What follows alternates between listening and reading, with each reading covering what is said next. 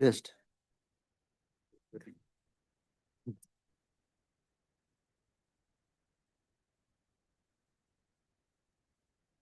Okay. Let's get this show on the road. Good evening, everyone. Thank you for joining us. Tonight, we are here for a Taos Municipal Schools Board of Education regularly scheduled board meeting. Today is Wednesday, August 20th, 2025. For the record, it is 6:10 p.m. I would like to call this meeting to order. If we could please get a roll call. President Flores, Present. Vice President Spray, Here. Secretary Trujillo, Board Member King, Here. Board Member Concha. Okay, item 3 is the Pledge of Allegiance. I'm going to go ahead and turn it over to Superintendent Leyen for a minute. President Flores, Vice President Spray, members of the board, as we start the school year, we want to continue with the new practice that we had last year by inviting our students to say the pledge. And tonight we have Alan Patrick. I'm going to try Alan just to be sure. Copepasa. He is from Taos Pueblo and is of the Taos Pueblo and a Kiowa descendant. He is the son of Patrick Copepasa and Karen Martinez of Taos Pueblo. He will be a senior and has participated as a team member of the cross-country and track team. His aspirations are to go to college, UNM Albuquerque, to obtain a forestry degree and to become a wildland firefighter. He would also like to work for his tribe in the future. So please welcome Alan. If we could all please stand for the Pledge of Allegiance.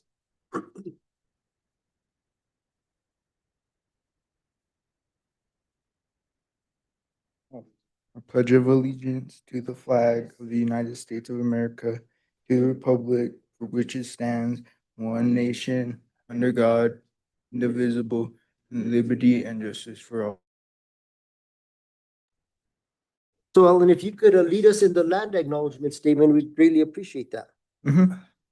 It is respectful to recognize the unique and enduring relationship that exists between indigenous people and their traditional territories.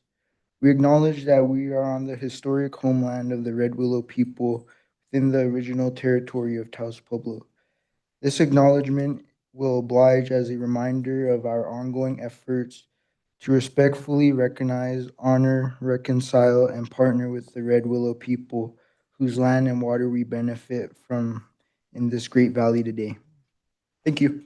Thank you, Alan. Thank We you. appreciate your presence here and want to wish you the best of luck as you strive to go into studying forestry and your aspirations to come back and serve your people here at Taos Pueblo. I think that's very honorable to want to come back and serve your community and your people. So wish you the best of luck. Yes, ma'am. Koopsa. Alan Patrick Koopsa. Thank you. Thank you, ma'am. Appreciate that. Okay. It's always great when we get our students here to participate in the board meetings. Item 5 is approval of the meeting agenda. I do have I would like to request the table the meeting minutes for April 16th, May 8th, and August 6th of 2025, just to address a few minor grammatical errors. Aside from that, are there any other requests or recommendations to amend the agenda? No. Okay. So with that, I'll go ahead and make a motion to approve the agenda with the tabling of the April 16th, May 8th, and August 6th meeting minutes. Second. We have a second from Vice President Spray. Please call for the roll. Board Member King, Yes. Secretary Trujillo. Yes. Vice President Spray, Yes. President Flores. Yes. Moving along is item 6, public comment. Do we have anybody in the audience or online that wishes to speak during public comment? Mr. Yes. Ted, anybody online? No. No? Stevens Hall. Oh, Mr. Hall. Okay. If you could please just state your name for the record. Stevens Hall. About 3.5 years ago, early 2022, just as in-person town and county meetings resumed, I said at a county commission meeting that our democracy was threatened by authoritarianism and theocracy, theocratic authoritarianism. Just 2 days ago, Monday, Trump posted in part the following on his social media site, quote, "I am going to lead a movement to get rid of mail-in ballots and voting machines," end quote, blaming mail-in ballots and voting machines for, quote, "massive voter fraud," end quote, without offering any manner of evidence of massive fraud. He goes on to say Democrats will strongly oppose him, quote, "because they cheat at levels never seen before," end quote, again without substantiating in any manner his claim of cheating. Most troubling, Trump then says, quote, "Remember, the states are merely an agent for the federal government in counting and tabulating the votes. They must do what the federal government, as represented by the President of the United States, tells them for the good of our country to do," end quote.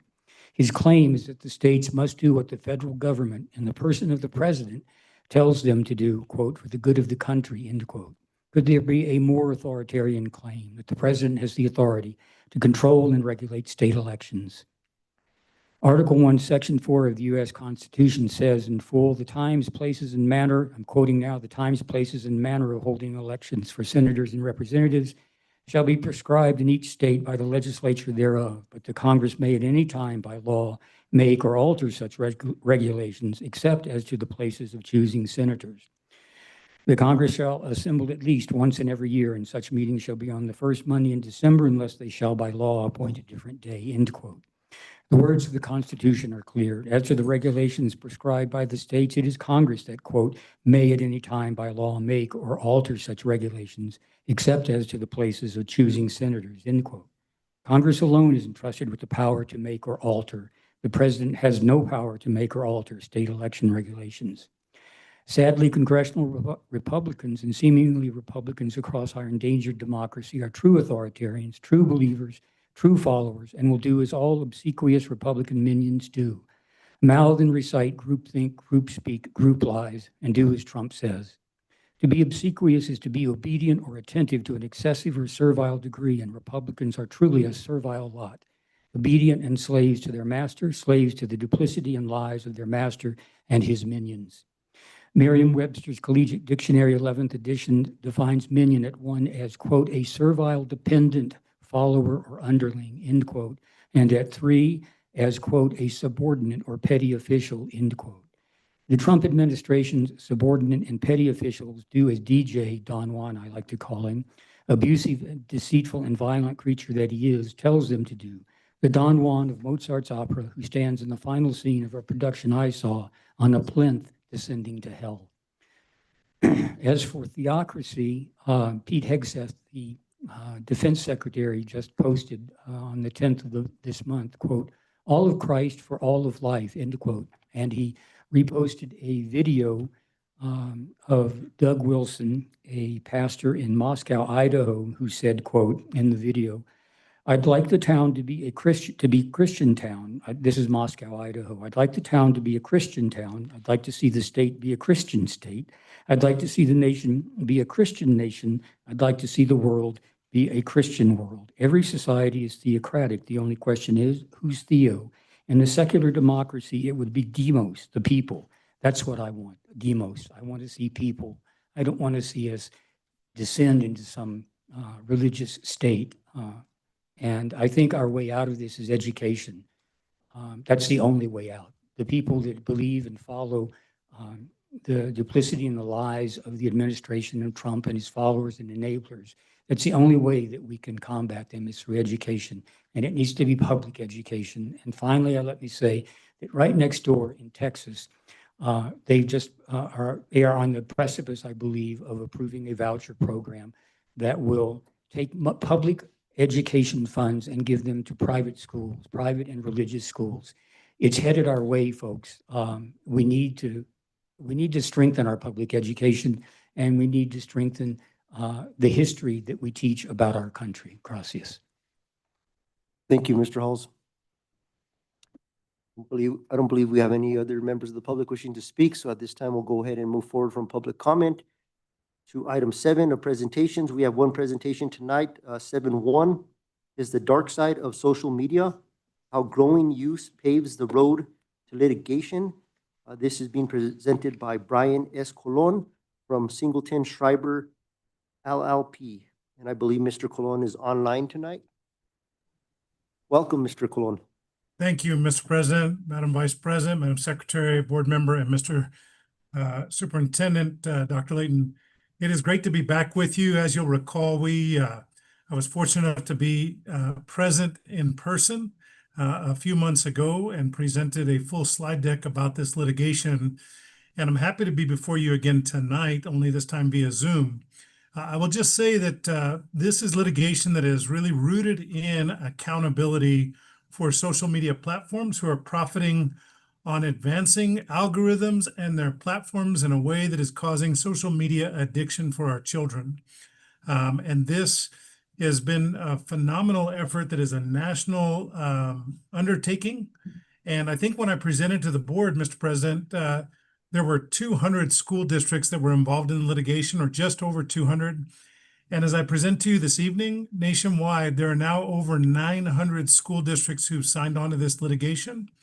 And we represent over, I think, somewhere between 12 and 14 districts in New Mexico in the litigation, and it is advancing quickly.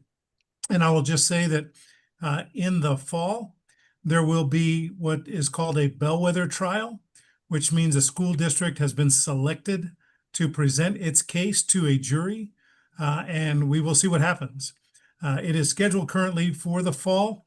A lot of times with these cases, as many of you may be personally familiar, they often are reset for trial by the parties or by the judge. And we'll see if it goes in the fall. But it is currently, as we sit here today, scheduled to go in the fall. The reason that's relevant to Taos is because it's my projection that once a bellwether case goes to trial and these social media platforms are held accountable for the product that they put into the work or into our families' homes and into our schools, once that trial is done and a verdict comes back, I think we'll then see the next substantial wave of participants in this litigation. And the way these mass or multi-district litigations operate is there are sometimes a premium when it comes to settlement negotiations paid to those plaintiffs who were involved earlier in the litigation, which is why we have stayed steadfast in trying to get school districts from New Mexico to engage in this litigation. You'll recall this is really against Facebook and Meta and YouTube and several other defendants, We've been involved in this for over a year.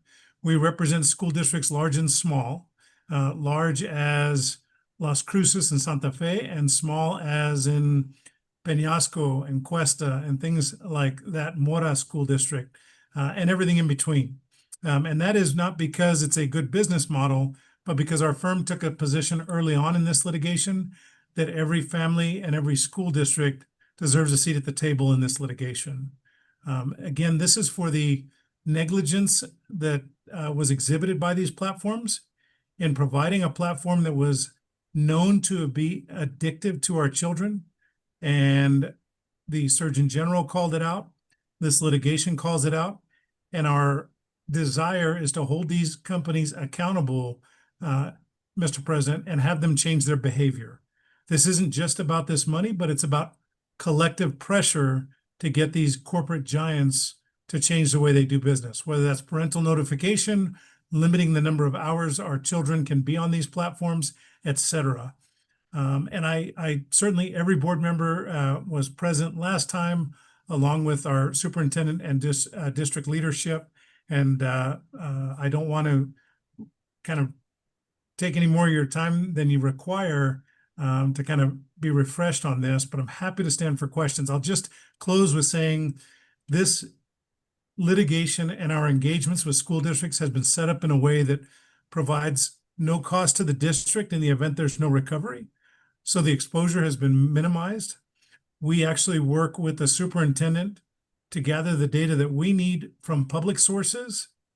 And then after we've done that, we then engage with the superintendent or his designee to get any additional information we might need for the litigation, because we're keenly aware of the fact that whether it's in Taos, Las Cruces, Santa Fe, or up to Mora, we're asking school district leadership to do more with less.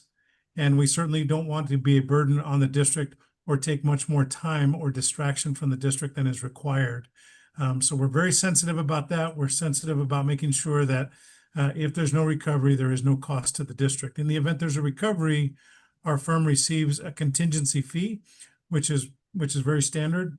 We've reduced our contingency fee in these cases to 20% for each district, and that's across the board. And it's similar to the other public entity work that we do on contingency basis. Typically what happens is, Mr. President, members of the board, Dr. Layton, typically, certainly Taos can proceed in the way it deems appropriate. But what we've seen is we then, after school board approval or direction or suggestion to the superintendent, we then convey that contract to the superintendent for their review and for their feedback. And then we proceed accordingly. But I'm happy to take any questions. I'm grateful for the opportunity to be before you again, Mr. President, Madam Vice President, Madam Secretary, and members of the board. I can't tell whether Board Member Concha has arrived, but I think I saw Board Member King, the Vice President, and our Secretary, and you, Mr. Chairman. Thank you all for your time tonight. Thank you, Mr. Colon, for your presentation. Does the board wish to make any comments or any questions or share their thoughts on how they wish to proceed with this proposal?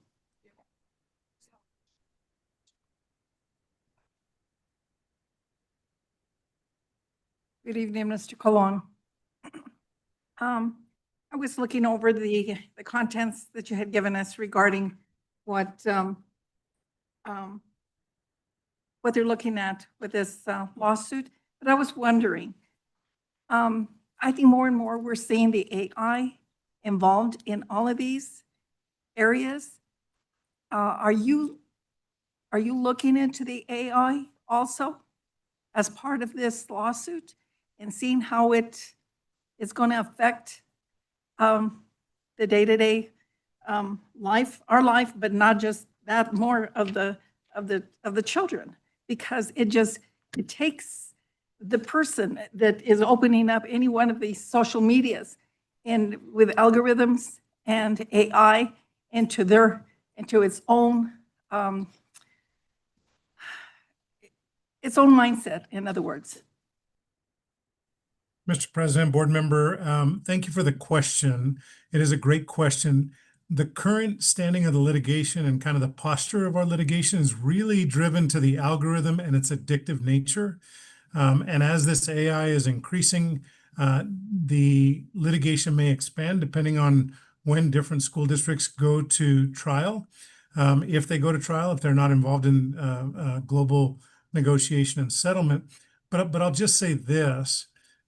Our focus is really about what the district bears in terms of resources, cost, lost attention in the classroom, because educators' attention is distracted and having to deal with items that may be related and were originally born in social media platforms, or those structures that are put into place to protect our children when they're in schools from some of these social media platforms. And finally, those social workers and mental health professionals that are engaged by school districts widely to address some of the concerns that come up and arise out of social media addiction. But I think you bring up a good point. I will just candidly say that I don't think that's been the focus of the litigation to date. Okay, thank you. Any other questions or comments from the board on how they wish to proceed with this? Is this an action item? Well, all President. items on the agenda are subject to action. I think with this, if there is a consensus from the board that they wish to participate moving forward, we can go ahead and direct superintendent, and we also have the ability to turn that into a motion. Do you have a question? No. What's the board's kind of? Yeah, thank you, President Flores. Not so nice to see you again tonight, and I'm all for what you're doing, and I thank you for bringing it to us. How does the board wish to proceed?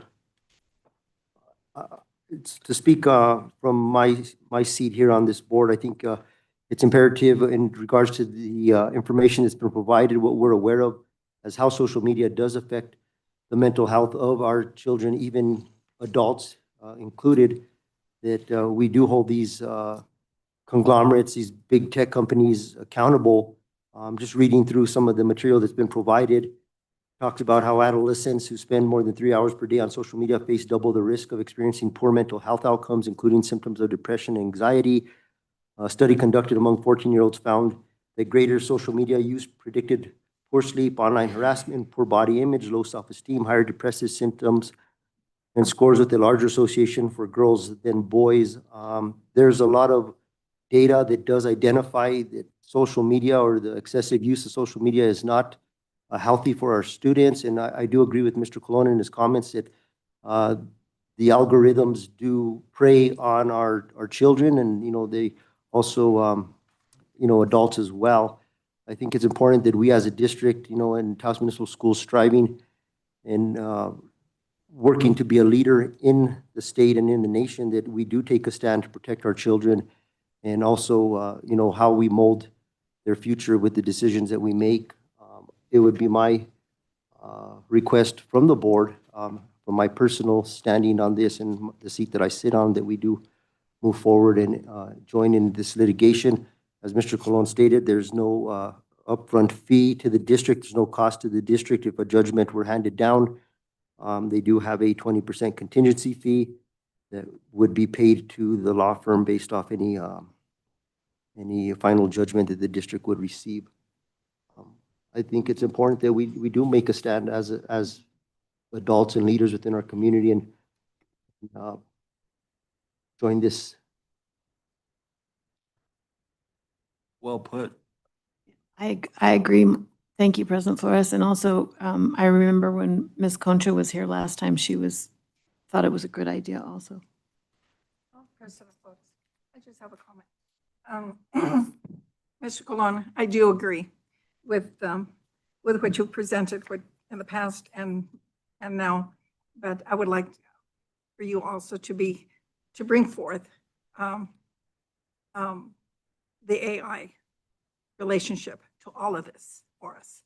And with that, I do agree that we should proceed, and because it's something that we visited even with our cell phone policy, and to make our school a better environment for learning.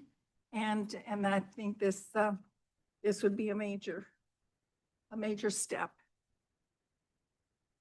for us. Thank you, Vice President Spray, Secretary Trujillo, and Board Member King for your comments. Real quick question for you, Mr. Colon. So as the possibility exists where we could make a motion here to enter into this litigation, and for that motion, what is the correct, is it as stated on the presentation, or what is the litigation exactly? Thank you, Mr. President, members of the board, Dr. Superintendent. I think the correct motion, if you all agree to take that up under this agenda, is to engage Singleton Schreiber to represent the school district in the multi-district litigation against the social media platforms on behalf of the school district, and requesting that the superintendent receive and execute a contract for that engagement based on those terms that we disclosed here in your open meeting, should the board choose to do so, Mr. President, members of the board. Dr. Layton, thank you. Thank you, Mr. Colon. So with that being said, and hearing Mr. Colon's comments, I would like to make a motion that the Taos Municipal School District engage Singleton Schreiber to represent Taos Municipal Schools in the litigation as described by Mr. Colon in his presentation. Second. Call for the roll. Board Member King, Yes. Secretary Trujillo, Yes. Vice President Spray, Yes. President Flores. Yes. Thank you.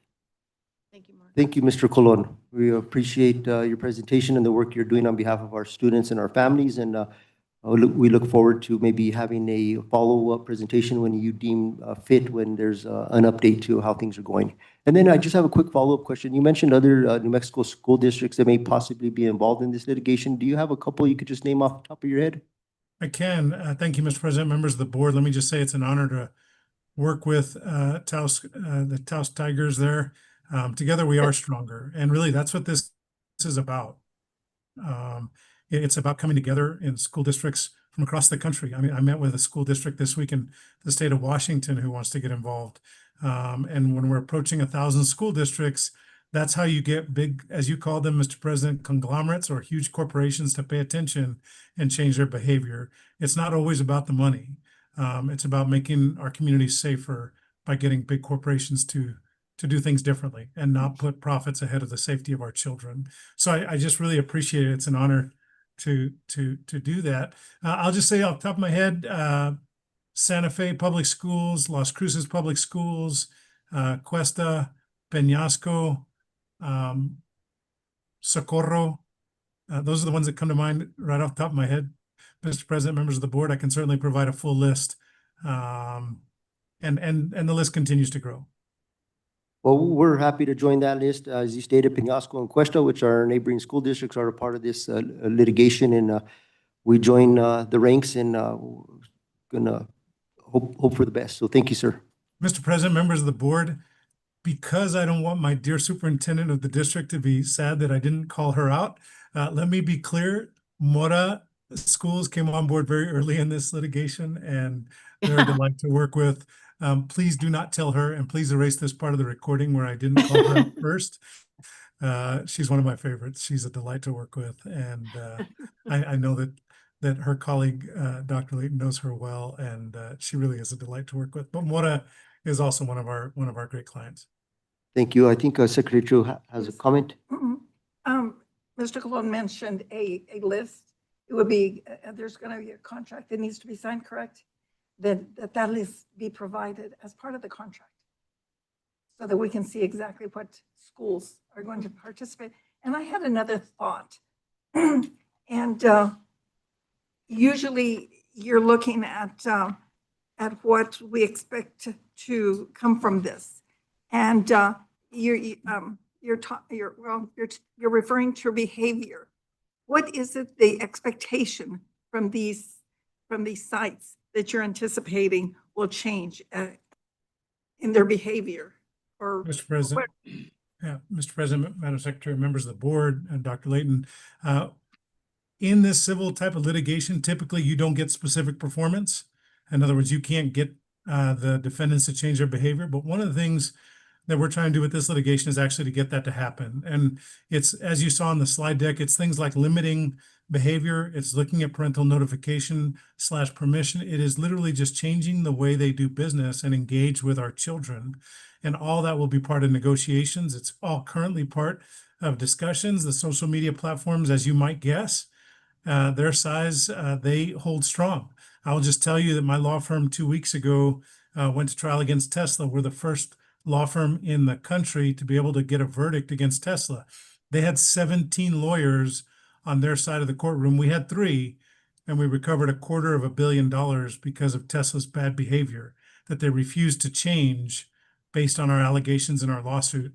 They had a choice. They made that choice, and the jury held them accountable. Again, we will be looking for monetary awards, but we'll also be negotiating and talking about some of these behaviors that we'd like to have them change. And so that will definitely be included. Mr. President, Madam Secretary, members of the board, I will also just say the list is a little bit of a moving target because it changes, but I'm happy to provide the superintendent with the exact districts that we represent currently and also those who have pending contracts. thank you. Thank you.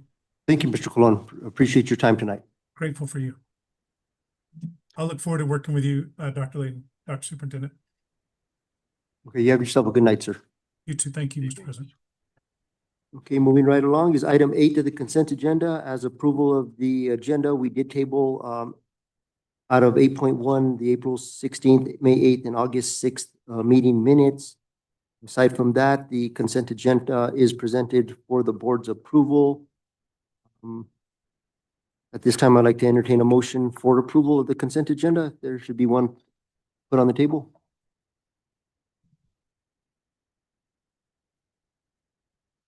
I'll make a motion to approve the consent agenda as written, with the exception of the tabled items that President Flores just referred to. Thank you, Vice President. Was there a second? We have a motion for approval of the consent agenda from Vice President and a second from Secretary. Will you please call for the roll? Board Member King, Yes. Secretary Trujillo, Yes. Vice President Spray, Yes. President Flores. Yes. Moving right along, we got item 9, student outcomes, campus principal presentations, 9.1, Taos High School Board Presentation, Emmy Martinez de Herrera, Principal of Taos High School.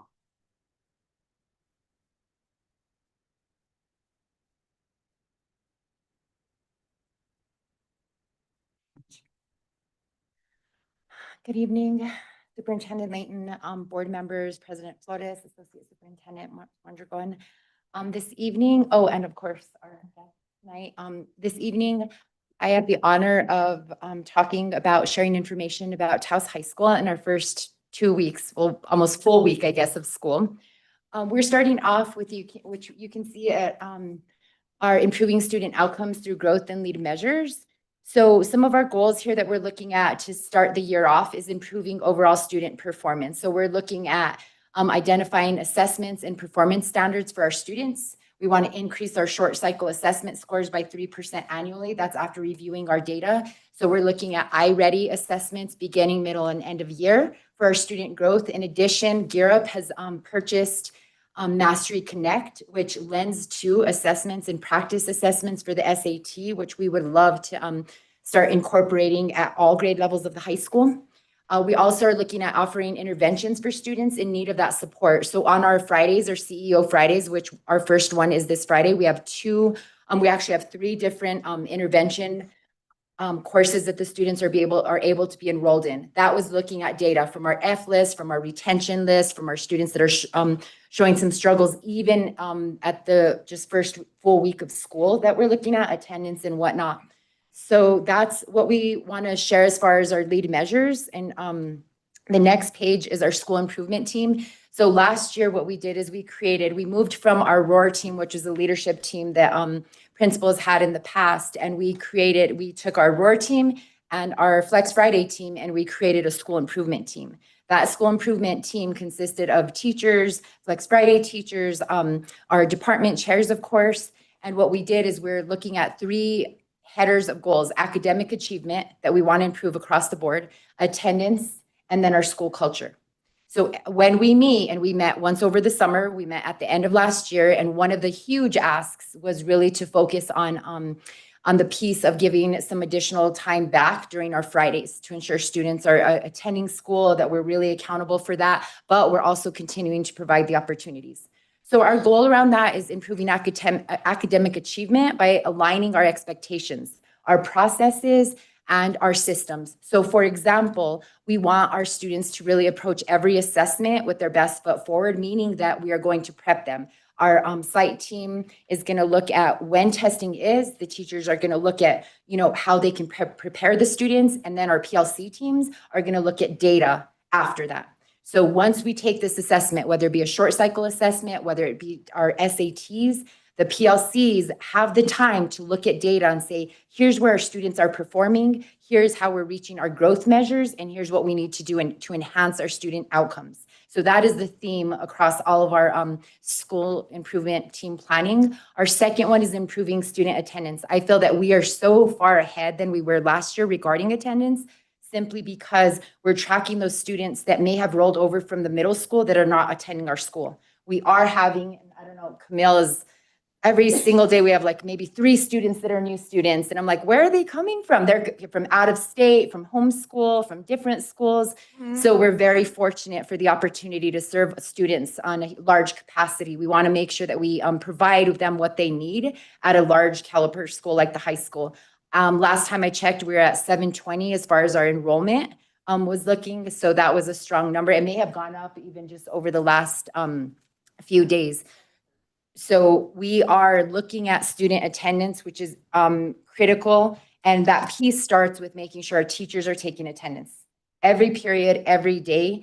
So what we do is my attendance secretary, she pulls daily attendance of who's taking attendance, who's not, if they missed a period. And then we send a little email to them, reminder to make sure, because that's the only way we're going to be able to start looking at the accuracy of attendance and then really beating out the other schools as far as attendance is concerned. No, just kidding. They're not paying attention. So that's good. Goal number 3 is to foster a school culture inclusive of learners focused on respect, voice, and high expectations. So if we create that school culture, one of my deans is here today and she works with our school culture in general. So that's from staff culture to student culture, expectations. We started the year off very, I'd say, stern in regards to expectations for our students, from security walking into the gate, not wearing, following dress code, not having their phones out, and just really making sure that safety is priority, but then also that we are hearing them when they have concerns and that we're showing respect for one another at the high school level. So we can go ahead and move on, Ms. Maria. This is I wanted to introduce everyone. I'm very proud of this page. Mr. Tyndall has worked obviously very hard with this, Taos High School CEO Friday. So this, and the board talked about how do students know? What if they're in classes that they don't want? So I told them today during lunch, I met with students and I said, we need to make sure that for the CEO Friday, that you're making your choice, that you are choosing where you want to go. So if you look here, basically students had a survey they had to fill out and they had the choice of 19, and I know it's a lot, 19 different pathways. I'll show you the options of a few pathways in a few, but we had our calendar, which we have cut down tremendously, right? So they have 8 Flex Fridays or CEO Fridays, one semester and 8 the other. And then if you look at the T, we have internships, H, under the H is enrollment, and then under the S is THS courses. So if we can go to the next page, Ms. Maria, under this section right here, what we're looking at is just, I know it looks really tiny and I apologize, but these are some of the courses at the high school that the students can choose.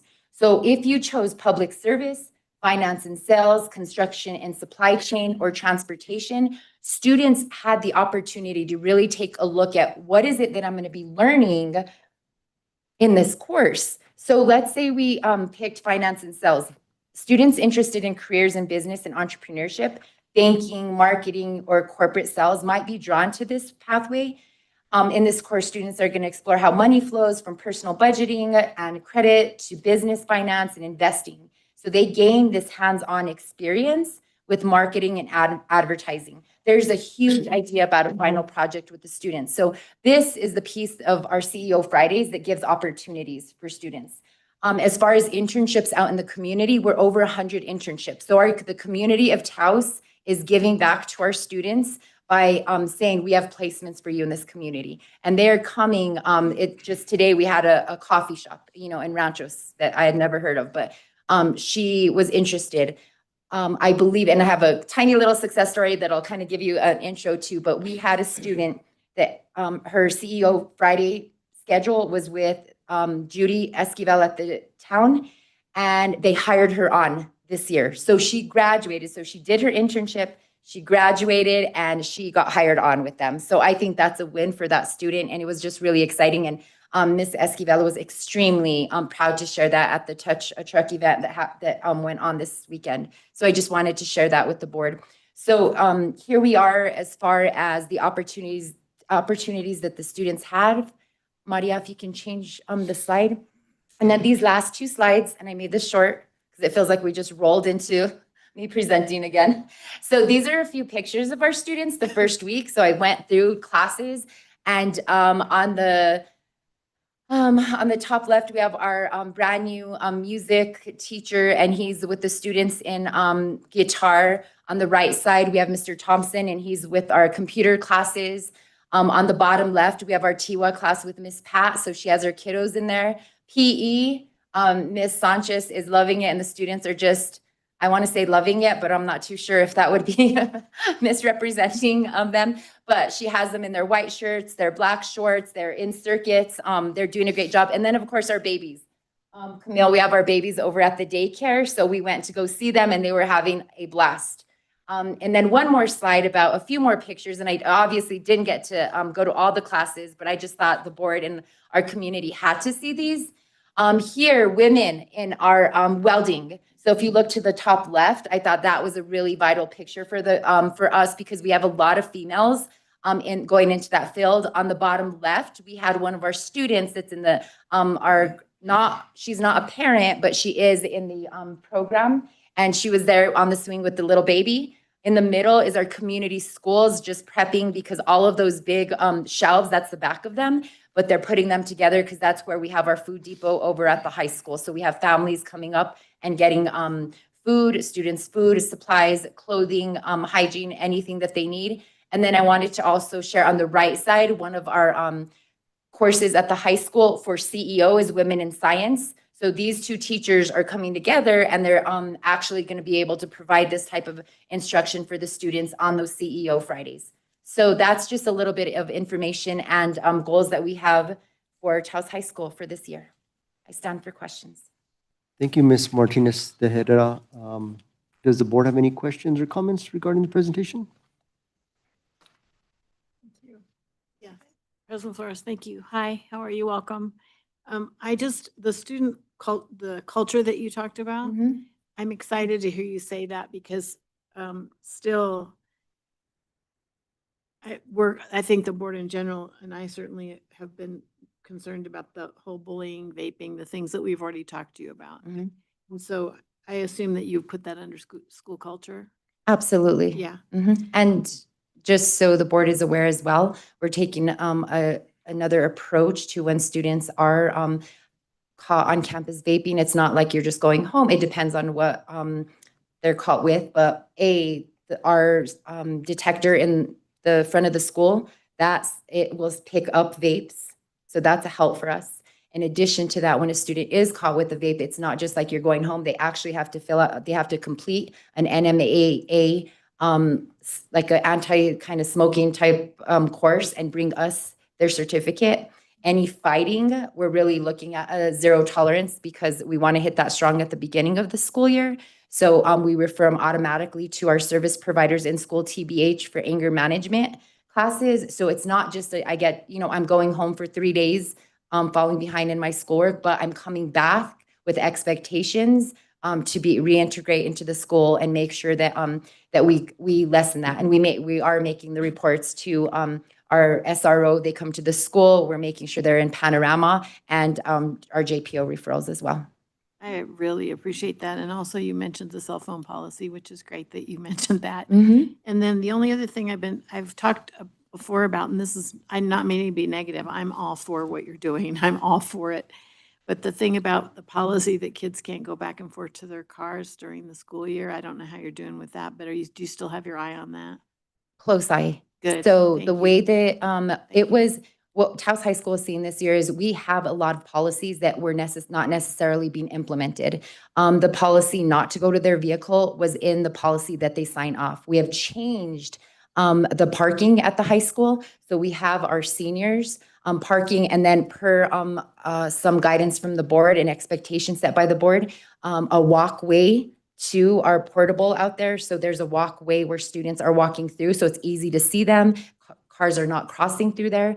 Teachers are parked on this right-hand side, so we know exactly who's there. And it's really nice because kids aren't going quickly, the parking, parents aren't coming through there. And then we have students parked in the back also. So then that limits. So our security, which we have 3, and we're very fortunate for them, more support staff would be amazing. It would be appreciated simply because we're all on duty, but then at the same time, you have your gate you're watching, you're having, making sure that the vehicles aren't, students aren't going there. And then also in the school. So our expectation is, and we're working closely to make sure that we have staff on duty to say, and I work with them, I'm on duty at lunch out in the cafeteria, and I say, you have to come through the front to get back into the building. Because what happens is the kids sit in the front and it's easy to go to the vocational side, which we don't want that to happen. We want to make sure everyone coming back from lunch that has not left the building, or that has left the building, goes through that front security gate. I so appreciate what you're saying, and I made a note that you need more support staff, and I think that Mark made a note at the same time. So that's awesome. And I'm sure I could imagine you're all saying, well, you should just try to watch that, Cindy. You just go try and watch that parking lot, because I'm sure it's really hard, and I'm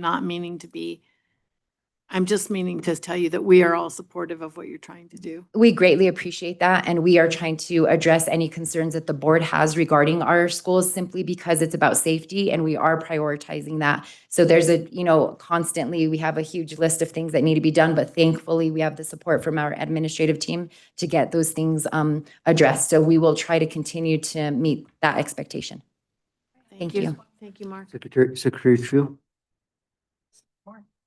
Ms. Zepeda, the one I have is the dress code. Mm-hmm. And I was just wondering, I think that it's really needs to be strongly implemented because I believe it's going to reinforce what the parents are probably trying to do on their end with with both what is on t-shirts or the apparel that is being worn. And I think that probably it doesn't just start all of a sudden that it's in high school. It probably is going to start in the middle school. And but these children from the middle school are probably looking at the high school and say, well, I can dress that way when I get to the high school. And it changes all of a sudden. So you're having this huge change from the middle school into the high school. I don't know if you see that or not, but again, these young people always will look up to their peers.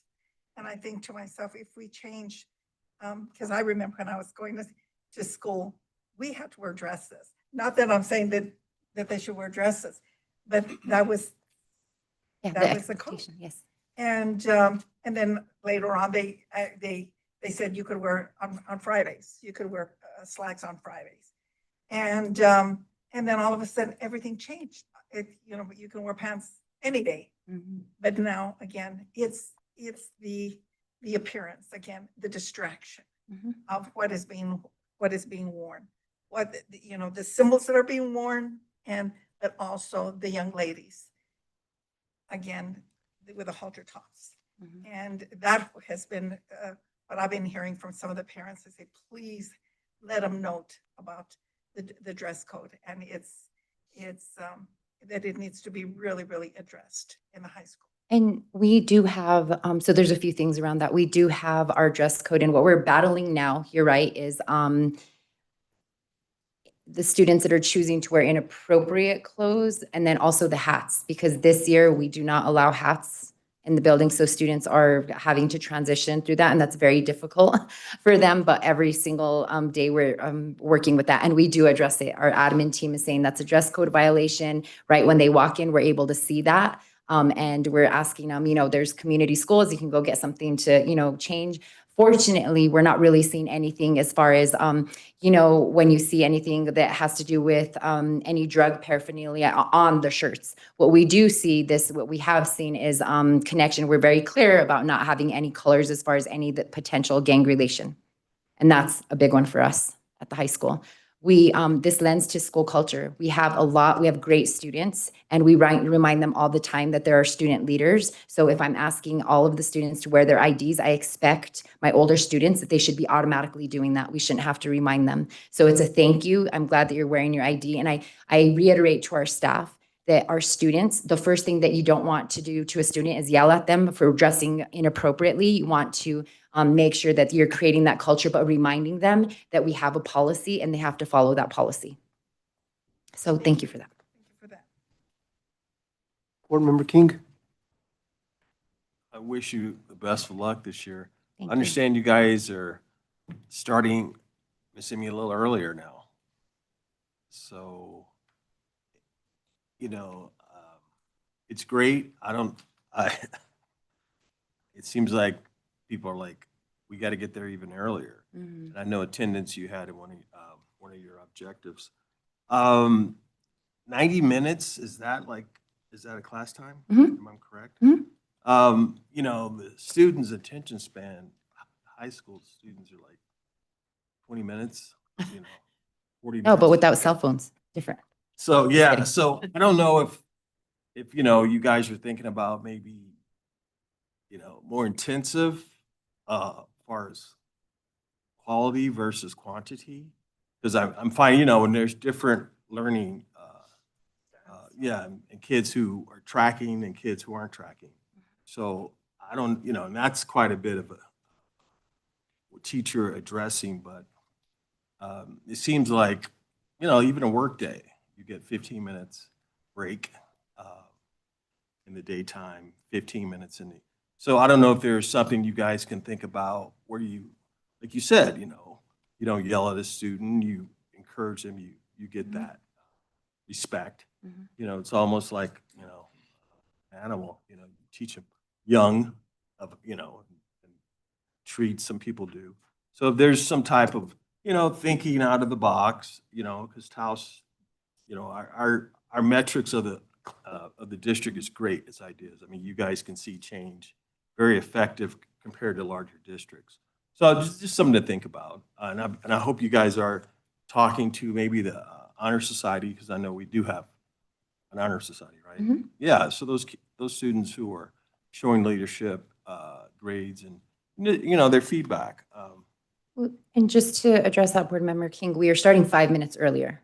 So it's a 5 minute, it's just 5 minutes earlier. They do have 10 minutes longer for lunch. And on my weekend memo, I send a note like, parents, please plan for a drop off, because that's it. We're standing there in the front and we see the drop off, and they're actually doing a spectacular job. Because last year we used to see students getting there 10 minutes after the bell, 15 minutes after the bell, and now they're trickling a lot less in.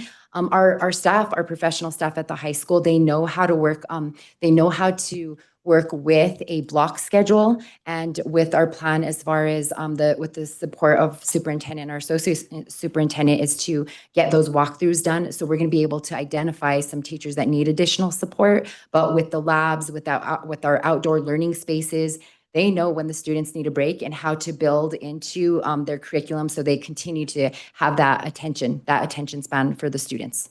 And the students are used to that. And it's just one of those things. I'm glad to hear that. You know, like you said, are the seniors able to come and go on campus for lunch, or? Yes, not yet.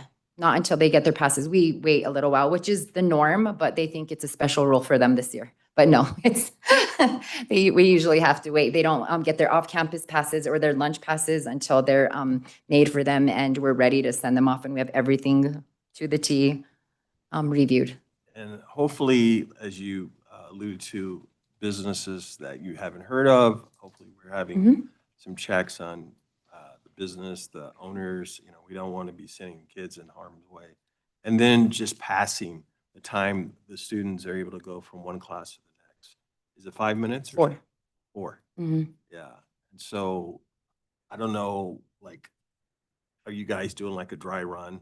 Like, you know, walking from whatever the farthest distance to the next, you know, because they're, you know, they see their friends, you know, just something to think about. If it's a minute, I mean, these are just things where, you know, if you're seeing students for whatever reason, you know, it's like like a better example, someone who works a night shift, they close the place and then you see them in the morning.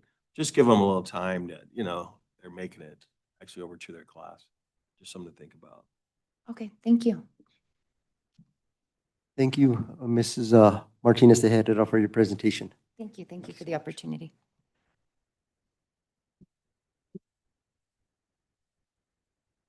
I'd also like to acknowledge and thank our other campus administrators for submitting their reports. They're very informative. It looks like there's a lot of great things going on within our schools.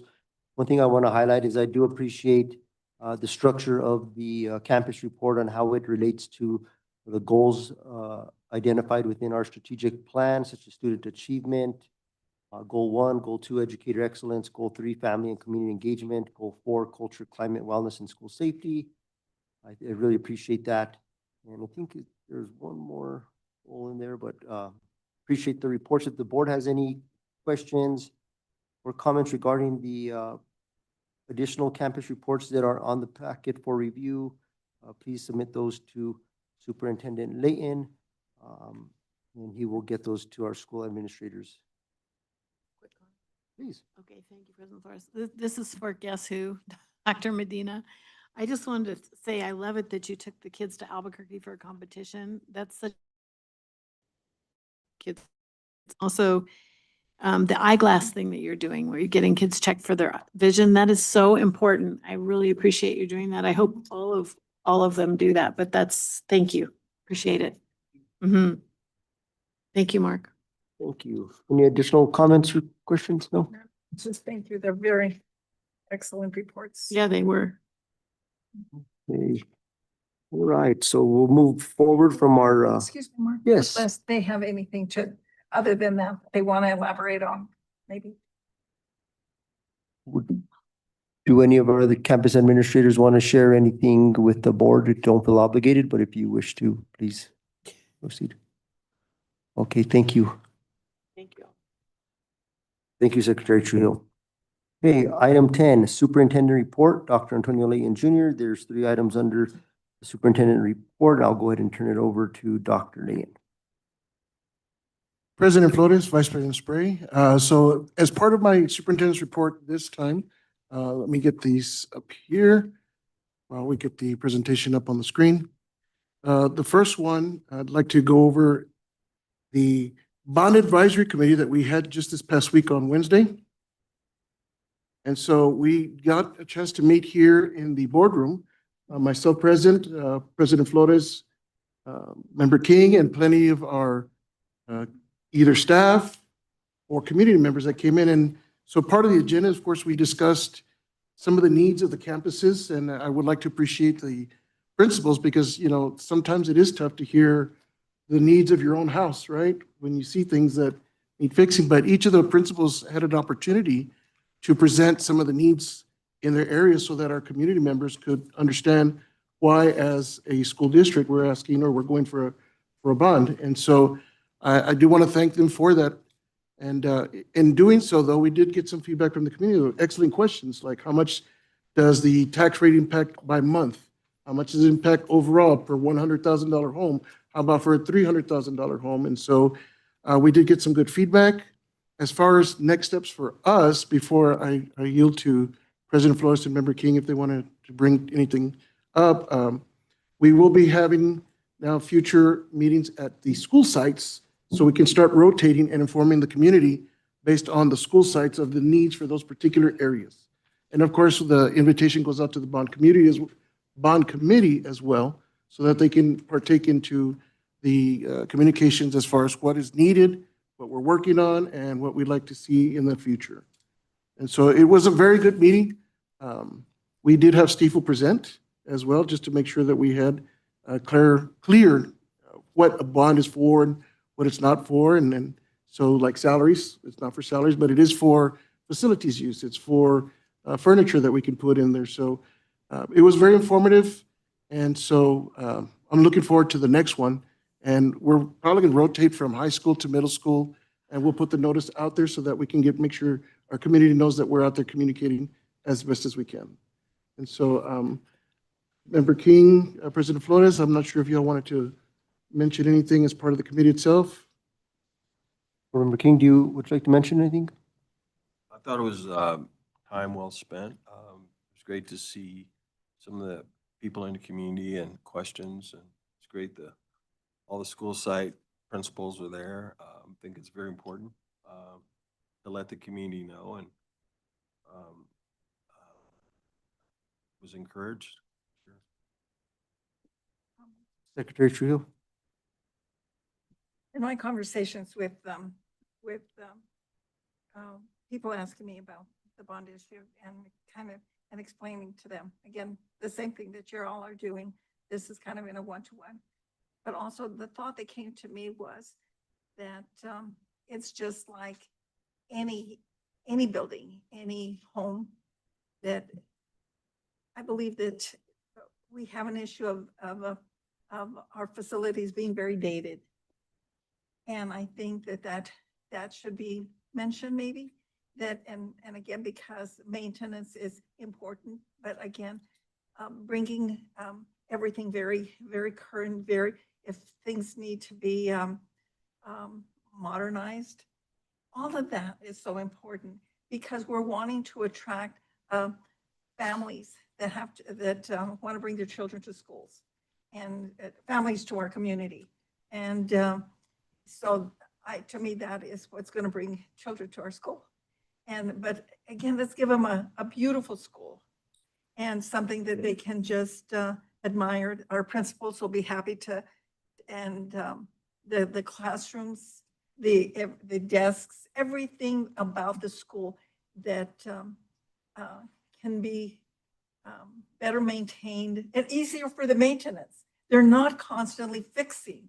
It's going to be just totally, maybe renovation, a renovation project and to me that is what I envision, and that's what comes up from my conversations with different people. Well, Secretary Trujillo, President Flores, Vice President, if I may, that actually was brought up. We talked about some of the upgrades that the high school has had, but was also mentioned that during the course of the years, there was upgrades. Plumbing is still the same. Electrical is still the same. So even though we've had upgrades structurally, the plumbing is still since what was it, 60? The 60s. The 60s. 68. 68, there we go.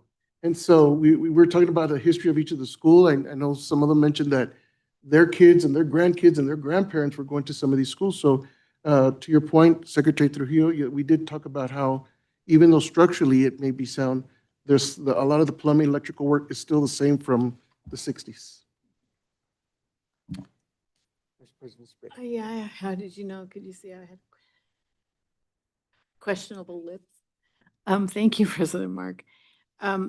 So my question is to you people in the committee, is this bond money able to be put toward more than one school, for example, to fix air conditioning in all of them or whatever? Or does it have to be, we were initially talking about the middle school, and then the principal in middle school was so honest. She said, well, we only need this much. We don't need it. It was so awesome. So it is able to be used and spread without the district to some extent.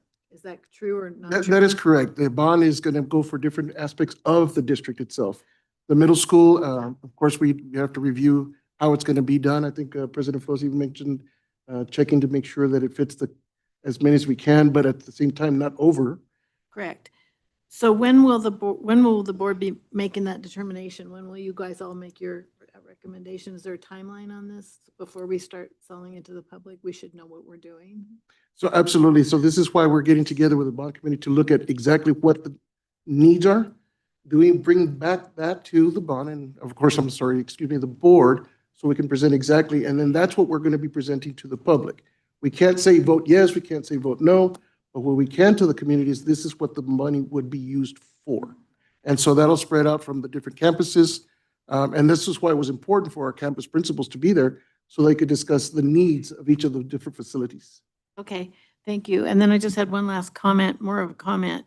I see on your agenda, G says other. I'm hoping not, but I assume that meant the charters. Is that right? The agenda meant for other, as far as other comments or questions that the committee may have that we didn't anticipate, because we wanted to leave it to the open component. But yes, other Under meant, district priorities. yes, other meant other facilities. And Okay, because as you know, I feel since they're part of the district and they will help us sell this bond, that I really wanted to point that out, that other might not have, I don't know, but it might not have made them feel totally welcome. Just, I don't know, did all three of them, or did all two of them show up? no, all three showed up actually. They did? Okay, Yes. great. Both the public and the state charter. Great, I'm just saying, you wouldn't want to be invited and have your name tag say other. Anyway, thank you. Thank You're you welcome. both. Thank you.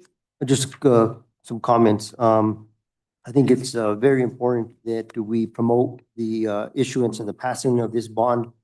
As stated by Secretary Trujillo, a lot of our school facilities are dated, and school facilities are very representative of a community. And, when we want to entice students to our schools, we want to have the best, and our students do deserve the best. We need to modernize our facilities. They need to be brought up to date in regards to their technology in many ways, such as plumbing, electrical. When I say technology, I'm not exactly referring to our IT, because we have a great IT department. Mr. Tet has really upgraded and brought us into the future with that. But it is very important that we promote this throughout the community. It was a great meeting. We had a great turnout, a lot of positive feedback. It was our first meeting. We plan to have multiple meetings. We do plan to so we asked each school site to identify all of their needs, from the biggest to the smallest. They are to be presented to the superintendent, who's going to have, through his office, compile that list. And then from that, we would move forward with prioritizing. As stated, the middle school is ranked very high on the list of new schools, or the possibility to construct a new school. One of the things that I did ask is that we also look at and have respect for some of our historical construction and the stuff that we might be able to keep and just add on to. And there's also some, parts of the buildings or certain structures that we may be able to demolish. And I believe that the state will cover the demolition of any of the facilities, so it wouldn't come out of the bond money. Is that correct? Well, and it depends on the particular facility, like for example, the middle school, because it's so high in the ranking, there actually is funding for 100% coverage of demolition. And so it'll depend on the ranking, and the lower the ranking, of course, the percentage decreases in what they can help. But specifically to the middle school, yes, that would be covered by a specific funding. So. And then to speak, we did talk about, and it's one of my initiatives that, well, I believe it's the whole board, is hearing Vice President Spray speak, that each school site does get some of this money. So through the process, we'll identify those needs and priorities and move forward. I look forward to the next meeting. I think this is going to come very fast, so we need to put on our running shoes and get moving. Thank you, Superintendent, for that. Thank you, President Flores. Up next, foundational goal 4, culture, climate, wellness, and school safety. Of course, we had our first day of school, and just like we did last year, we did again this year. We went around the different school sites throughout the day to go visit the kids. It was such great, to see the kids back in with their smiles and, just everybody fresh start. And, I put all the pictures here together, but there's a few of them that have actually a special moment for me. And so if you look at the screens in front of you and you're looking at the second from the right, one in particular, the young lady in red, last year, as I would visit the different school sites and events, she would always count the number of times that she saw me. And so this was just a random classroom visit.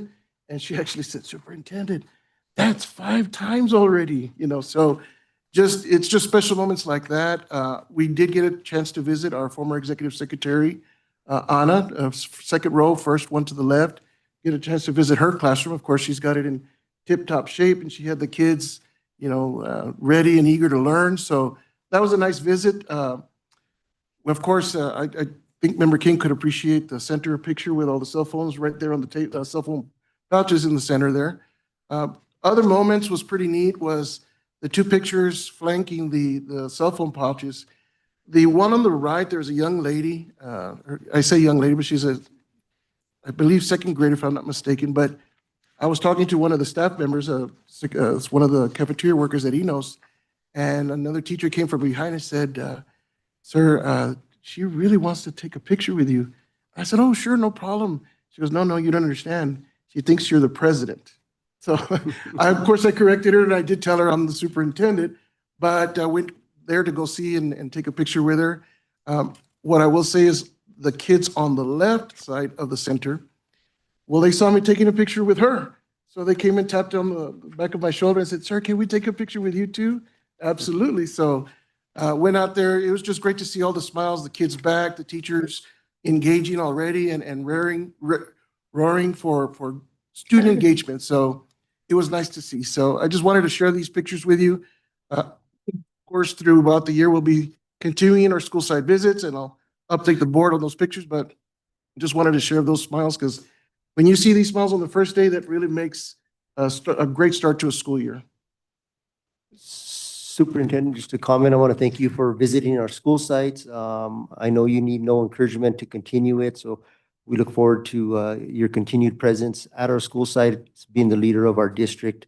I think it's very imperative that they see you out there, and as you can see, to these kids, you or you represent something very high. You're the president. Yeah, that was it. It wasn't interesting, of course, but it was just good to be able to connect with students. Any comments or questions from the board on this part of superintendent's report? No, thank you. It's something like, in regards to trivia, the meaning of a superintendent, I think it'd be great for the lower level classes to learn that, the meaning, even up to sixth grade, becoming a board member of the community. I looked it up, and I think it's one of those things that we know as adults, but I think kids, in regards to vocabulary, they can even repeat it. Next time you see them or something, have a little treat. Yeah. It's interesting what children observe. I brought my grandson. I think it's from our last meeting. We walked into the admin office, and he spotted the pictures, and he says, "You're up there, Grandma." And so I explained to him who we were. And I think he was astonished at the role. I said, when I go to a meeting, this is where we come. I showed him the room where we have our meeting. And he thought it was real exciting to know. So he tells me, "You have a meeting tonight, Wednesday night?" "Yes, I have a meeting." "Who am I going to stay with?" So that's his comment. But again, it's important that they understand what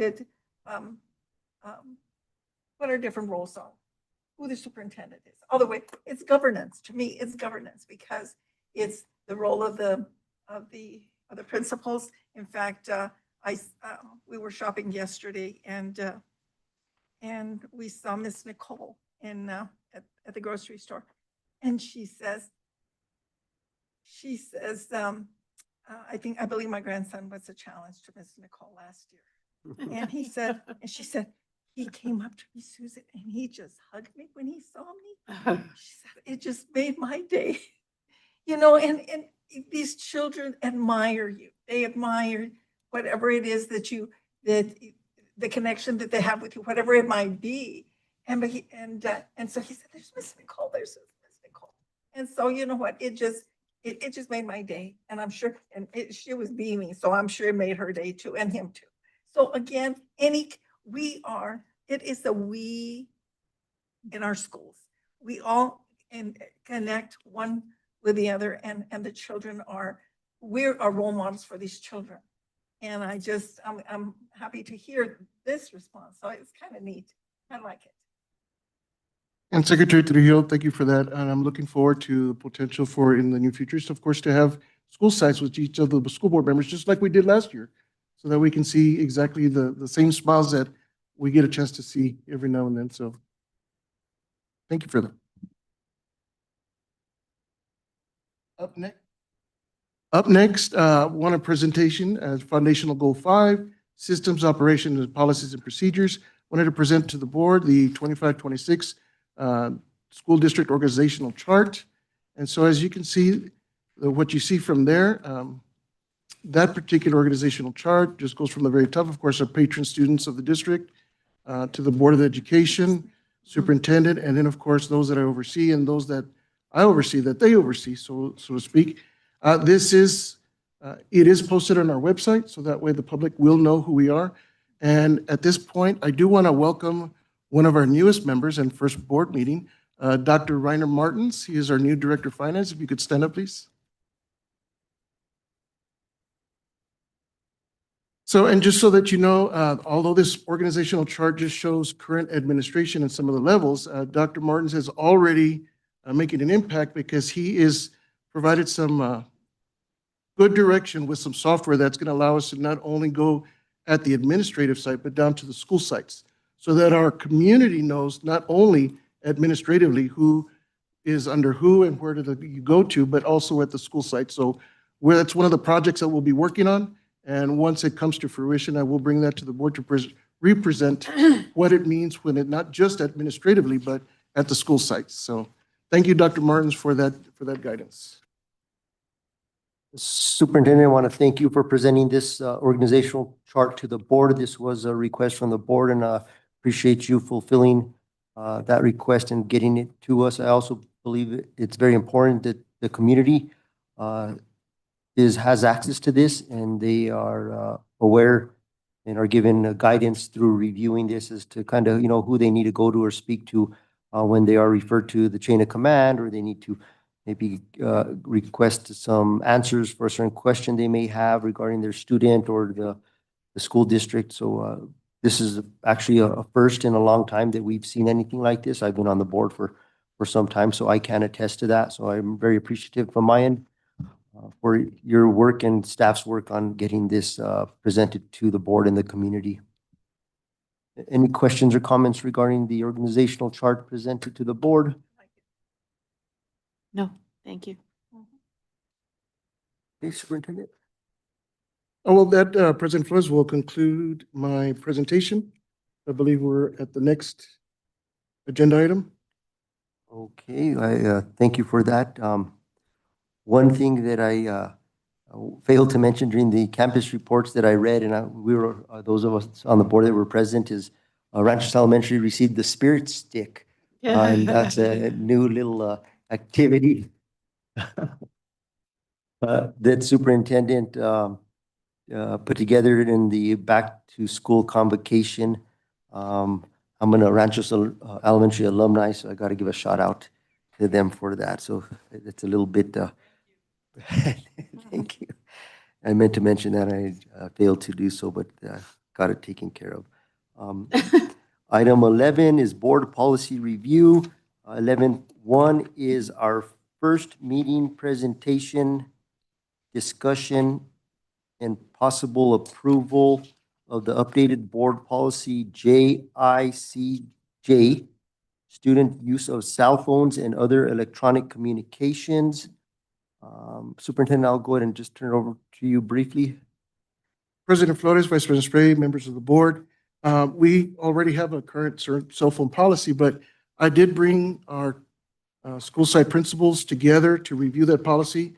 And they brought a wealth of feedback. And so in looking at a lot of these cell phone policy components, there were some loopholes that students were taking advantage of. And so the feedback from the committee and I'm sorry, excuse me, the campus site principals is, so how can we fix these loopholes? And one of the things that they found was, in particular, is really what it came down to was policy enforcement.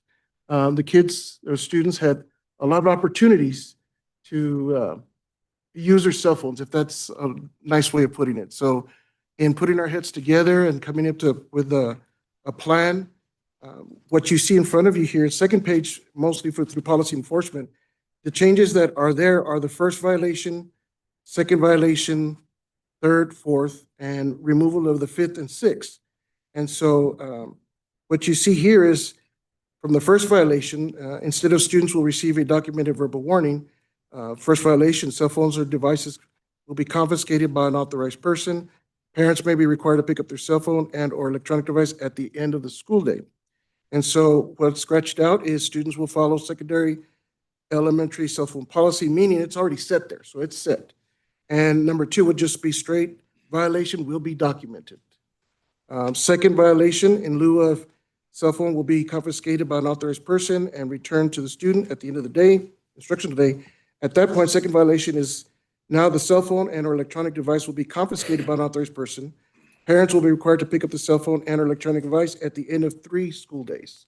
So it's a little bit more on the, let's make sure that we put the students on notice that, second violation right away is a pickup now. And going to number 2, if the second violation occurs within the same school day, as sometimes it is, what the administration have found is some students have more than one phone. They call them, someone call them burners or just old phones that nobody uses. So they turn it in and say, yes, you can have it, no problem. Well, they wind up having to keep their original phone. And so in doing so, let's assume that the same thing occurs, that the violation occurs again within the same school day. The incident is considered now insubordination because pretty much you knew that you weren't supposed to have it and you were doing it with intent to keep your other phone. And so now disciplinary measures will follow the student code of conduct. And of course, violation will be documented. The third violation, it used to be cell phone will be confiscated by an authorized person and returned to parent or guardian at the end of instructional day. It is now going to be changed to cell phone and electronic device will be confiscated by an authorized person. Parents will be required to pick up the cell phone and/or device up to 21 school days, meaning it could be up to 21 days, but we do leave the discretion up to the principals on a case-by-case basis. And of course, violation number two, second part of the third violation, excuse me, is it will be documented. And the fourth and the last one on this one particular, in lieu of cell phone will be confiscated by an authorized person and returned to parent or guardian at the end of the instructional day. That used to be the fourth violation. Now, at that point, repeated violations will be considered insubordination and disciplinary measures will follow the student code of conduct because, as you can see, there's already repetitiveness in these violations. So going back to a presentation by Ms. Emmy at the high school, they're enforcing of the policies that were in place.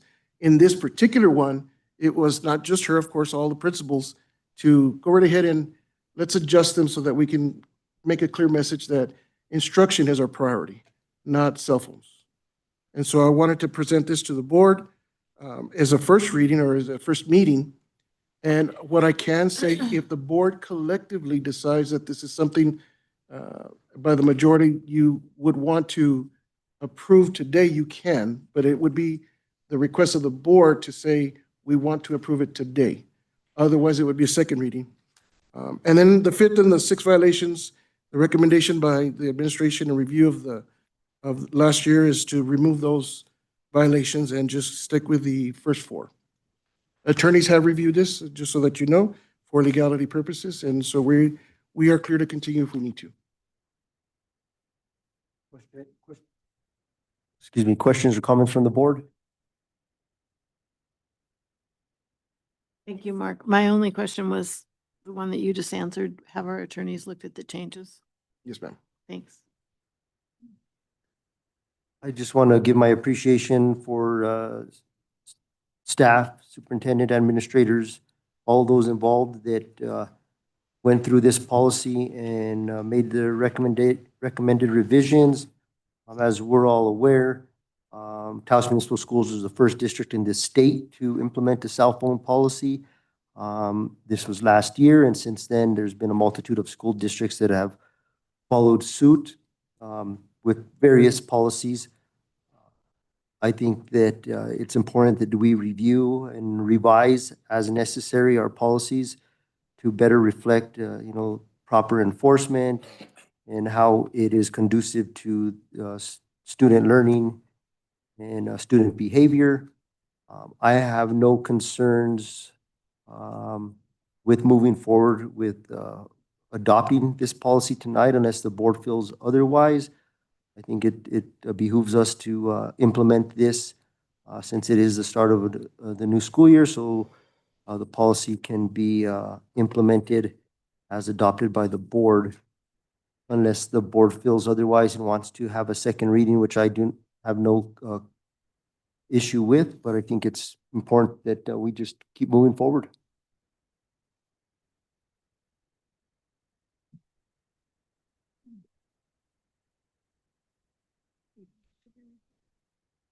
No, I'm looking to see if anyone wants to make a motion. I'm just looking to see what. I have a question for superintendent. In regards to the legislative, what was passed with the cell phone, is the district getting any monies now with the cell phone? Because I know the state. Yeah, and that was one of the things that were discussed in Senate and House. I believe it was one of the senator, I'm trying to remember off the top of my head, one of the senators mentioned about our district. In fact, that's how legislation was impacted by what we did, how we were one of the first, if not the first to do it, and were we getting money reimbursements. Unfortunately, reimbursements was not part of the legislative verbiage, but they did at least acknowledge the fact that Taos was able to do it way before they were even discussing it. And I just want to at least thank the representatives. I believe it was Senator, I don't want to make up a senator's name either, but it was discussed in Senate about the reimbursement, and at that time, it just, the verbiage did not go for reimbursement, but from that point forward, districts could receive more money. So for any purchases that we do more of, for that we can, but we wouldn't be able to get reimbursed from last year's purchases. I said those pouches that I saw on the table, was that from last year or is that this year? That is just from this past year. One of the things that we did do is we wanted to buy more in case, because we didn't know how this was gonna, take. And so we did purchase a little bit more. We also did have some of our seniors that decided to give back, and they didn't bling it out too much, so to speak, or customize it, but they did give back so that we could recycle. So it's a little bit of both. Ms. Emmy now is sitting down. Are we educating the freshmen on how to use it? Or how's that? Is that a? Member King, I can probably answer that one real quick, and I don't mean to cut, but because the middle school was doing it, the freshmen already know to do it. And so one of the things I can say that we did do differently is we didn't want to just have the secondary be the only enforcement, right? So we do have TK1 that will be going to the elementaries to present to the students the importance of the proper use of cell phones so that we can build a culture at a young age, by the time they get to the middle school, the importance of what it is. So TK1 will be going to the elementaries and presenting. So that way, by the time they hit sixth grade to Miss Linda there, at least they understand the importance of it and know why we're doing it. So you build that culture, and by the time you know it, it's just an expectation from year to year. Let's appreciate it, Superintendent. Thanks. The board, okay with moving forward with adopting the policy as revised? Is there anything in particular that we need to include in the motion? Yes, sir. President Flores, Vice President Spray, members of the board, the first thing you would have to do is to make a motion to agree that you would want to approve this for tonight as based on the needs of the district. Once you take a vote from that, if it is approved by the majority of the board, then the recommendation for the approval would go next, and then it would be approved and adopted tonight. You'd have to agree first to do it in one night, and then the second would be to actually adopt it. Okay, with that being said, so it sounds like we need to make two motions, two separate motions. I'll proceed to take a stab at it. Motion to, okay, so the motion is so moved that the board agrees to approve the revised policy In one reading. in one reading based on the needs of the district.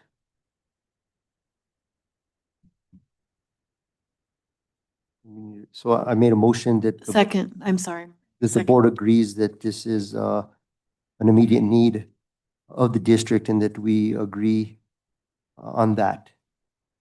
And we have a second. A second. Vice President Spray seconded, I'm sorry, Secretary Trujillo. So call for the roll.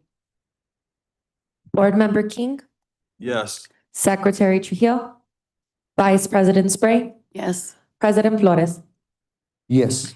And President Mark, I have a question, one follow-up question for Dr. Layton. It's not part of this motion that you just made. What is your directive to principals for the teachers for their use of cell phones for personal use during the day in class? So in class, teachers should not be using their phones. I mean, Are they told that by the principals? Do actually, they I just understand read an it? email today from one of the site principals to all the staff specifically stating cell phones are not to be used during instructional time and to be put away so that we honor the instructional time that we're giving the students. So I have witnessed that myself firsthand.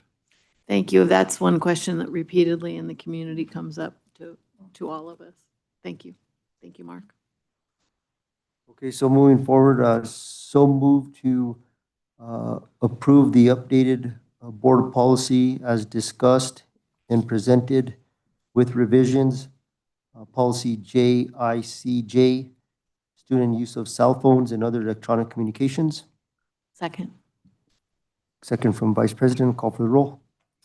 Board Member King, Yes. Secretary Trujillo, Vice President Spray, Yes. President Flores. Yes. Thank you, Superintendent. Now I want to thank staff for all their work collaboratively on this. Item 12 is Director of Finance Report. We have 12.1 financial reports for July 2025.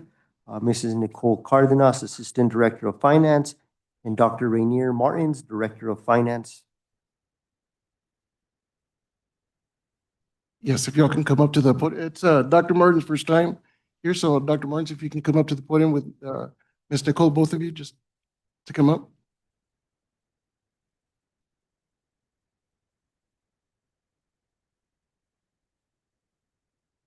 So President Flores, members of the board, again, Dr. Martins, this is his first board meeting. He did come on board a little bit earlier than anticipated, which is a welcome boost for our district. These financial reports were, of course, were submitted prior to his arrival. However, we thought it prudent to at least bring them both up on board so that you could see, now that you have all the copies in front of you, in case you had any questions in detail, but pretty much it's a financial report that's going to be provided on a monthly basis. Any comments, questions from you, sir? Ms. Cardenas? I thought it's the other way around. Do you have questions and comments to the financial reports? Does the board have any questions, comments, or concerns regarding the reports presented in front of us? We have the consolidated board report, revenue report, expenditure, budget balance report, and the disbursement listing. It's a standard practice that we receive these reports monthly. They are quite extensive and do have a lot of financial information in there. They do require board approval. And I know that we can review each item line by line and dollar by dollar. But we also must rely and trust that our administrative staff is doing their diligence in ensuring that what's presented before the board is. Did you notice anything? I have a question for Dr. Martin. I said, have you had a chance to review it? I was sitting down today the first time with Ms. Maria Fidalgo. I went through the reports. I made quite a bit annotations where I believe we have to work on encumbrance maintenance to avoid negative budget balance. When we have seen that we need to meet with some program managers to review budgets, to expand appropriations properly. This is what I could do, and today actually I did sit down for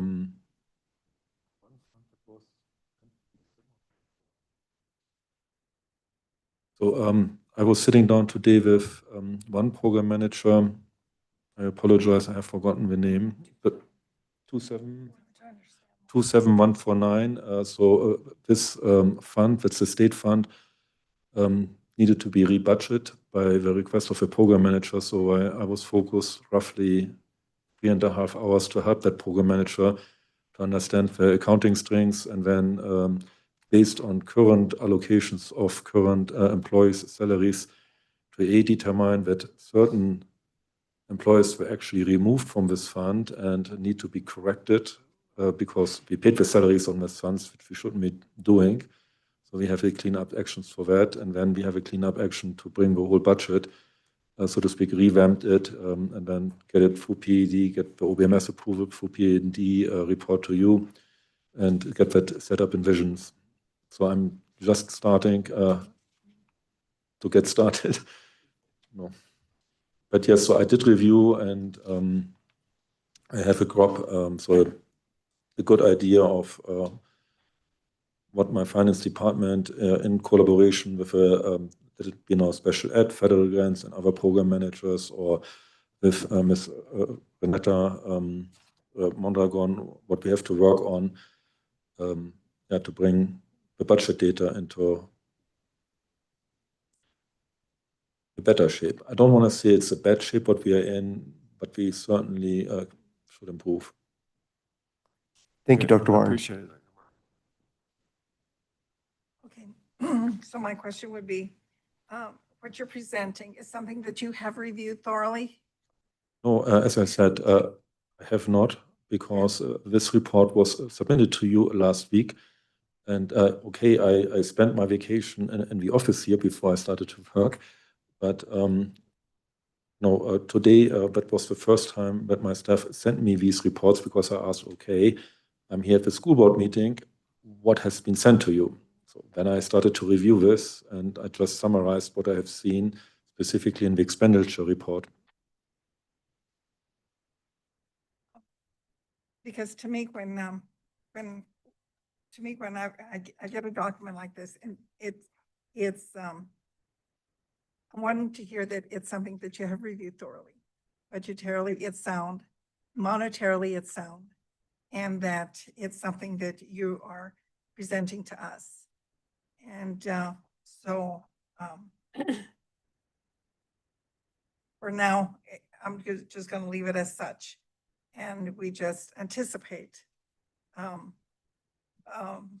review, your review and your assessment of the budget, your assessment of all the funds that are within that budget for their reconciliation, their soundness, and to me, that is what I'm anticipating. I fully understand your expectations. I know it's going to take time, but again, we just appreciate your willingness to go through it all, and with your expertise, I'm sure that it's very possible. I would like to point out a weakness in the report you have in your hands, because if you read through it, you might be surprised about some data. An example, the rollover of the initial balance from last year was not done, was not performed by the finance director before in charge. So when I read through the data, I was like, just wait a second, what's the fisc cash, what's going on here, what's going on there?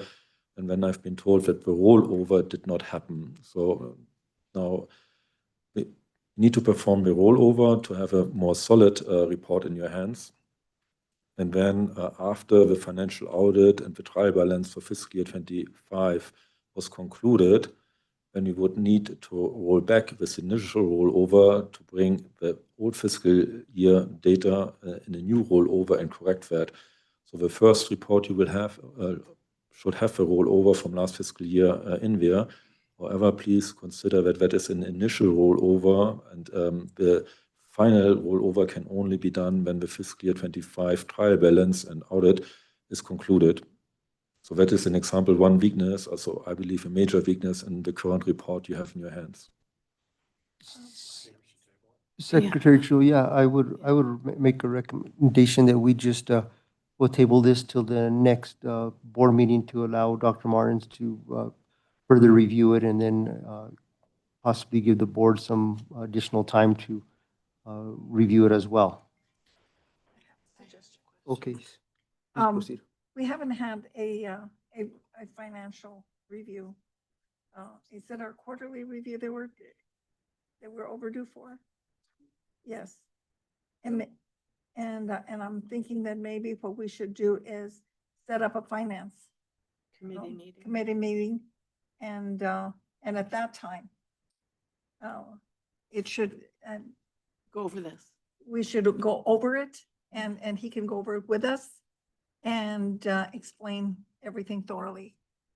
I very much appreciate your idea that we can schedule a finance committee meeting, maybe on a regular basis, to keep you informed, let's say more in detail, and be able to answer your questions in calmness, and then we may or may not repeat questions here in the official school board meeting. That's at least my understanding. And to add to that, we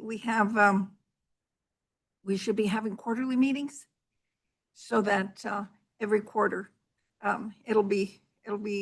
we'll focus. It would be a special meeting, and that is just strictly finance, and so that'll bring any concerns that you have, anything that you're seeing, and you can explain this whole budget process to us, and the financial standing of the school.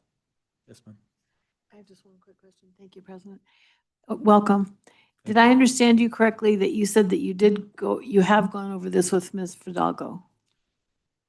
In a very short period. Okay.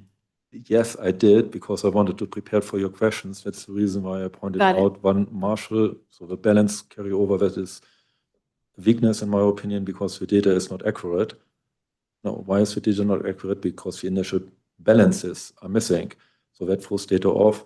An example, I reviewed specifically the SEG line, because that's the most important one. If you look at that, you will see that we have an encumbrance of around about 5.7 million for the local charter schools. However, our SEG is only our specific school district SEG.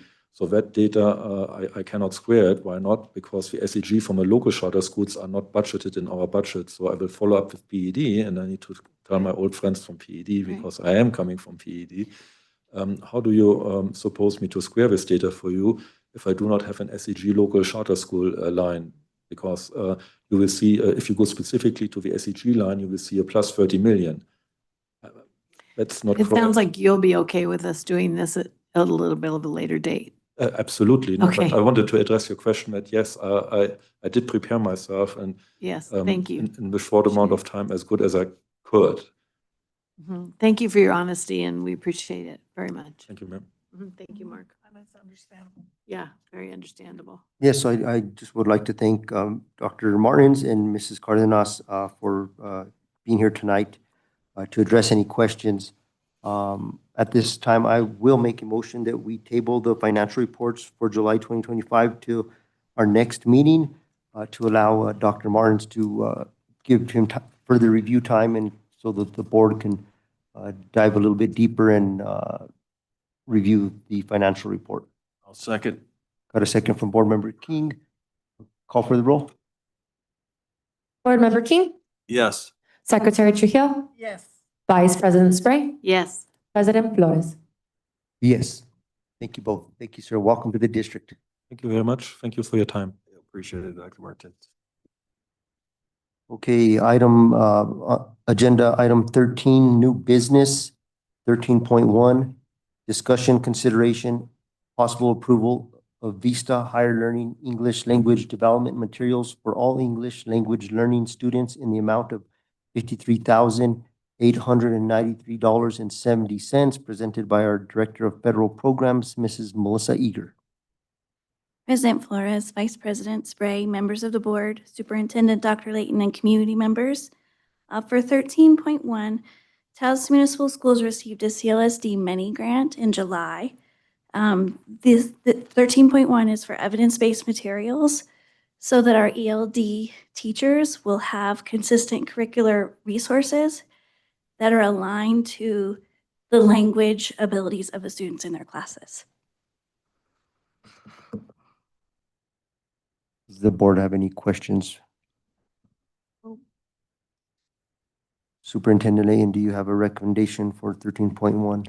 President Flores, Vice President Spray, members of the board, recommend approval of Vista Higher Learning English Language Development Materials for all English language learning students in the amount of $53,893.70, as presented by Director of Federal Programs, Ms. Melissa Eager.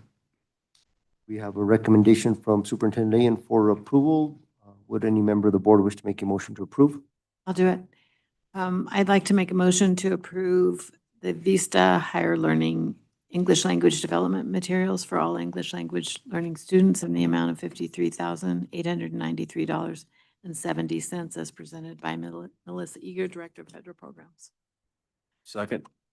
We got a motion from Vice President and a second from Board Member King. Could you please call for the roll? Board Member King, Yes. Secretary Trujillo, Yes. Vice President Spray, Yes.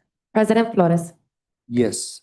Item 13.2 is discussion, consideration, and possible approval of the reward program by Voyager Sopris Learning to be used as secondary reading intervention in grades 4th through 12th, all district schools in the amount of $28,048.10, presented by Director of Federal Programs, Mrs. Melissa Eager. President Flores, members of the board, Vice President Spray, Superintendent Dr. Layton, and community members. Taos Municipal Schools also received a CLSD mini grant to buy secondary reading intervention materials. And similar to our ELL materials, this will help address a gap that we have in our literacy system where we don't have consistent curricular resources for intervention in the secondary level. So this will address that. Does the board have any questions for Mrs. Eager? Nope. Superintendent Layton, do you have a recommendation? President Flores, Vice President Spray, members of the board, I recommend approval of the reward programs by Voyager Sopris Learning to be used as secondary reading intervention in grades 4 through 12, all district schools in the amount of $28,048.10 as presented by Federal Programs Director Melissa Eager. a question? Oh, I just have a comment. Okay, I'll make a motion on this too. I'd like to make a motion for approval of the reward program by Voyager Sopris Learning to be used as secondary, reading intervention in grades 4 to 12, all district schools in the amount of $28,048.10, presented by Melissa Eager, Director of Federal Programs. I'll make a second. Second. Board Member King with the second. Vice President Spray with the motion. Please call for the roll. Board Member King, Yes. Secretary Trujillo, Vice President Spray, Yes. President Flores. Yes. Thank you, Ms. Eager. Excuse me. Yes, please. Are they new grants that are just being made available? So these were grants that opened up in June and were awarded in July, and we're going to close them up in September.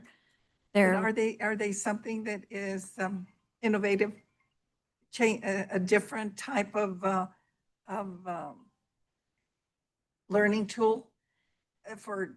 these materials are evidence-based and will address gaps that we have in our literacy systems. The turnaround is innovative, I suppose. Right. But I think it's gonna work out well. That's a good way to put it. Okay, well, thank you, Ms. Eager. Appreciate your time tonight. Can we have a report in September after it's all said and done? Would you come back and let us know how they worked out? I would really love to do that. I would like a little more time than the time to order well, and that's get fine. it into classrooms. At the end of the school year, it would be a great time for me to talk about what we've done with our CLSD funds. President Flores, Superintendent Layton, Secretary Trujillo, if I can answer that. The CLSD grant has been a grant that the district was awarded in previous years. We reapplied for it this year. Our Director of Federal Programs did apply for it, and she was granted that award. There is a short turnaround for this particular part of the grant, but it'll continue throughout the year. So I think we'd be very happy to present at the end of the year what our progress is on the grant. And they have been effective in the past. correct? Absolutely. This is where we're looking at our literacy scores, where we've been able to maintain above what the state average was. Well, I think it's so important that we're getting these grants, we're getting these monies, we're implementing them, and what are we seeing? Right. And reading is our focus, one of our focus. Correct. Math and reading, but I think it's important for us to get the feedback and see what are the outcomes from all of these monies that we're buying. Right. And Secretary Trujillo, I think the CLSD grant has been a testament to our literacy program and what we've been able to implement. And, you know, our director did start out as one of our literacy coaches for the district and helped see through the literacy program throughout these years. Okay, perfect. Thank you. I just have one follow-up question for either Ms. Eager or Mrs. Mondragon.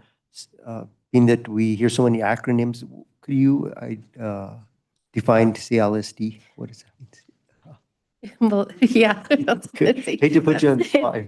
Comprehensive Pop quiz. Literacy State Development Grant. Comprehensive Literacy State Development Grant. Yes. Okay.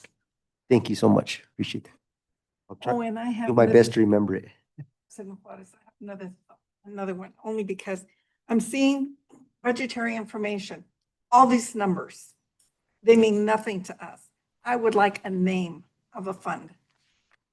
It can still have the numbers for the sake of finance, but if we can have also the name of the fund, that would really help, because if we're looking back at these financial reports, how do they link to those? And that would really be helpful, because I've seen them all through the